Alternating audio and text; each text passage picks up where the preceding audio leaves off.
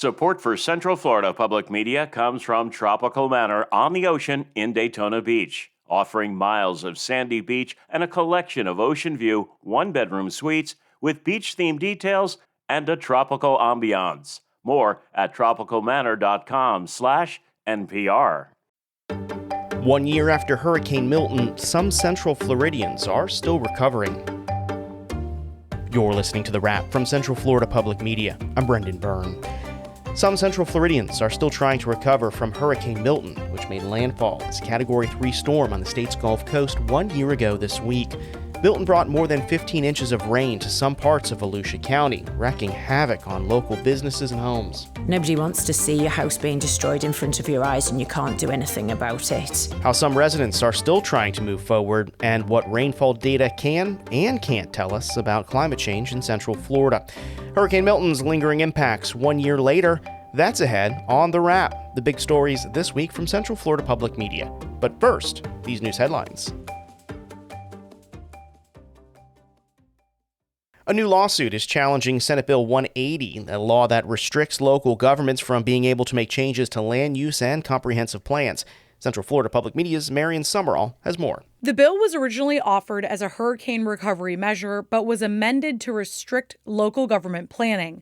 1,000 Friends of Florida, a nonprofit organization focused on smart growth, argues that part of the bill violates the Florida Constitution. They say it's vague and arbitrary and defies the constitutional rules protecting natural resources. Richard Grosso, a Brevard County lawyer, says the law prevents local governments from adapting to meet challenges like sea level rise and coastal erosion. It's not acceptable for the state of Florida to tell local elected officials you're not allowed to protect your landowners, your constituents, your rural residents. The new law nullifies some recent land use changes deemed burdensome and blocks comprehensive plans like Orange County's Vision 2050. Marion Summerall, Central Florida Public Media. The Brevard County School Board will pay attorneys for Moms for Liberty nearly $568,000 several months after a U.S. District Court ruled in their favor.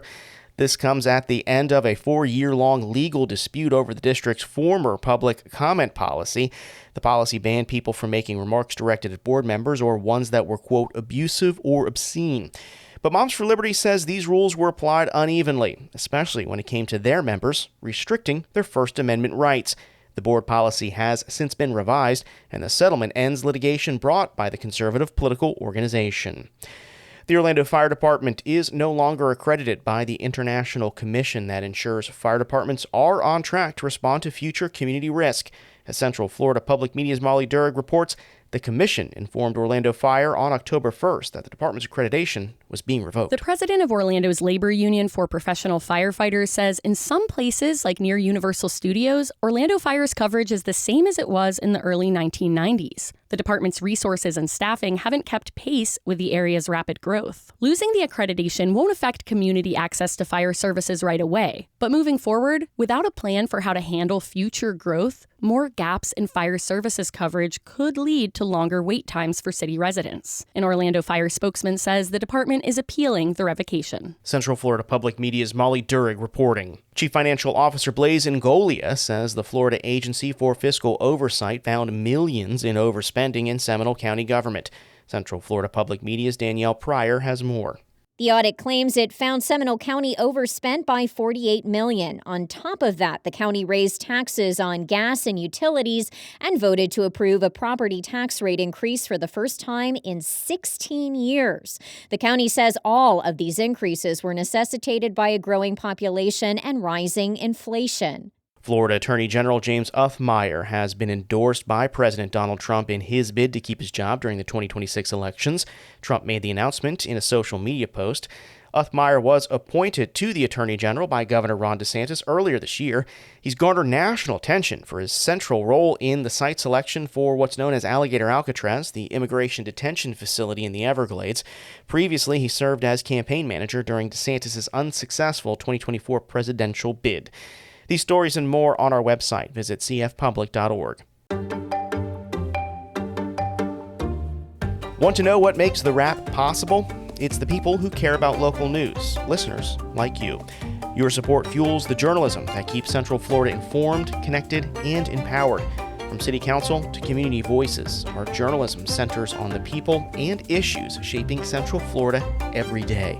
Make your gift of support today at cfpublic.org. This week marks 1 year since Hurricane Milton brought flooding to Central Florida, devastating many. And while it's been a year, some families are still struggling to recover, which for some means cutting their losses and getting out. Central Florida Public Media's environment reporter Molly Durg reports from Volusia County.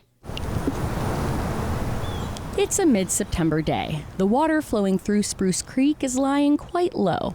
But when heavy rains hit Volusia County, this gentle stream running through Claire Venable's backyard morphs into a terrifying sight. When the waters start rising, they're not just sitting there stagnant, they are traveling very, very quickly. That's what happened almost exactly 1 year ago, in the middle of the night during Hurricane Milton. Venable says she and her daughter, now a college student, almost didn't escape the floodwaters in time. When Milton hit, it was only 6 weeks after the Venables had moved back into their home after repairing damage from Hurricane Ian 2 years prior. Ian destroyed everything.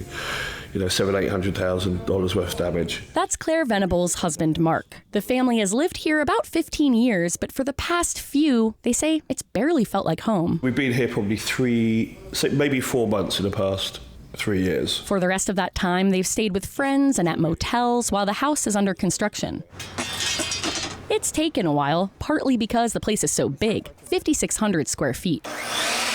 We are almost done. I'd say within a couple of % done. Today, contractors are here cutting tiles for the master bathroom. But Claire says she's been doing many of the other necessary repairs. I've managed to paint the house, all the rooms. I've put baseboard in. I've learned to use the saw, which I'm very pleased at my age that I finally achieved that skill. The Venables say they rolled up their sleeves and got to work while waiting on their mortgage company to approve insurance payouts. A slow, circular process, Mark says. You can't get the money to do the work until the work is at least partially done. Had we had the money, this house would have been finished and on the market in March. The family's decided they're done. Not with Volusia County, at least not yet, but with this house for certain. They're hoping to sell it. People won't always want to come and buy a house that's flooded.